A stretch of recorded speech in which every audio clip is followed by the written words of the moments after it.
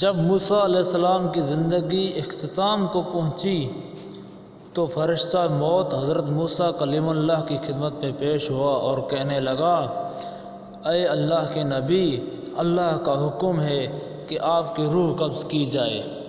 بس جیسے ہی یہ کہنا تھا تو حضرت موسیٰ علیہ السلام نے فرمایا کہ اے فرشتہ موت، کیا تجھے معلوم نہیں کہ میں اللہ کا نبی کلیم اللہ ہوں؟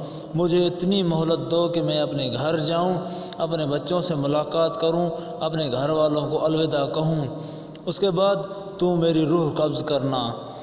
فرشتہ موت کہنے لگا، اے اللہ کے نبی، میں اللہ کے حکم کو تسلیم کر رہا ہوں اور مجھے یہ مہلت نہیں کہ میں آپ کو مہلت دوں۔ موسیٰ علیہ السلام اس فرشتے کو دیکھ کے آسمان کی طرف دیکھتے ہیں اور فرماتے ہیں کہ بھلا اتنی مہلت دے کہ میں اللہ کی عبادت کر لوں اور اللہ سے دعا کروں۔ موسیٰ علیہ السلام کو مہلت ملی۔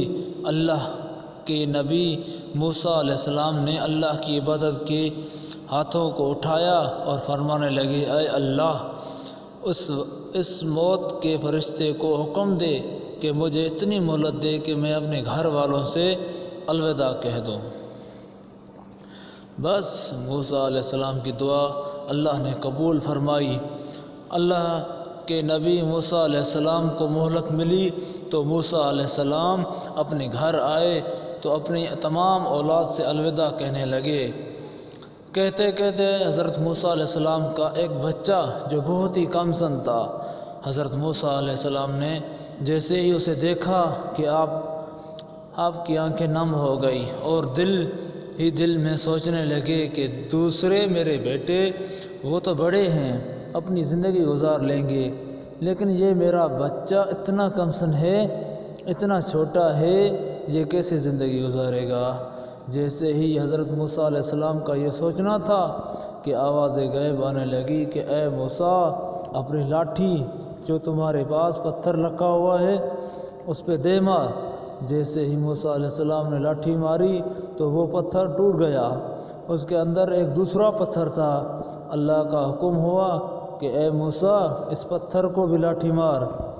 جیسے ہی موسیٰ علیہ السلام نے اس پتھر کو لاٹھی ماری تو وہ پتھر بھی ٹوٹ گیا اور اس پتھر کے اندر ایک چھوٹا سا کیڑا تھا جس کے منہ میں اناج کا دانہ تھا، جس کو وہ مزے سے کھا رہا تھا۔ بس جیسے حضرت موسیٰ علیہ السلام نے یہ دیکھا تو آواز غیب آنے لگی، اے موسیٰ، دیکھ، اس پتھر کے اندر ایک پتھر تھا، اس پتھر میں چھپا یہ کیڑا بھی اپنے رزق سے محروم نہیں، اس کو بھی میں رزق دے رہا ہوں، تو تیرے بچے کو کیسے بھلا دوں گا؟ اے موسیٰ، سوچ، فرعون وقت کا بادشاہ تجھے مارنا چاہتا تھا، اس نے سینکڑوں بچے مار دیے، لیکن میں نے اسی کے محل میں، اسی کے ہاتھوں میں تمہاری پرورش کروائی، تجھے اس قابل بنایا کہ تو اس کی حکومت کو ختم کر سکے۔ میں تیرے بچے کو کیسے بھول سکتا ہوں؟ یاد رکھنا، اس کہکشاں میں ہر خلقت میری بنائی ہوئی ہے اور میں اپنی خلقت سے 70 ماؤں سے بھی زیادہ پیار کرتا ہوں، تو میں تیرے بچے کو کیسے بھول سکتا ہوں؟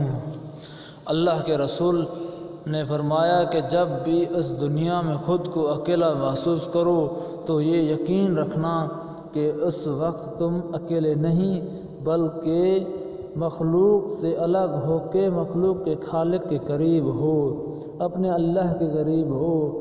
جو انسان اللہ کے قریب ہو جائے، جس کا سہارا اللہ بن جائے، وہ ہر منزل پا لیتا ہے اور یہ دنیا خود بخود اس کے سامنے جھکنے لگتی ہے۔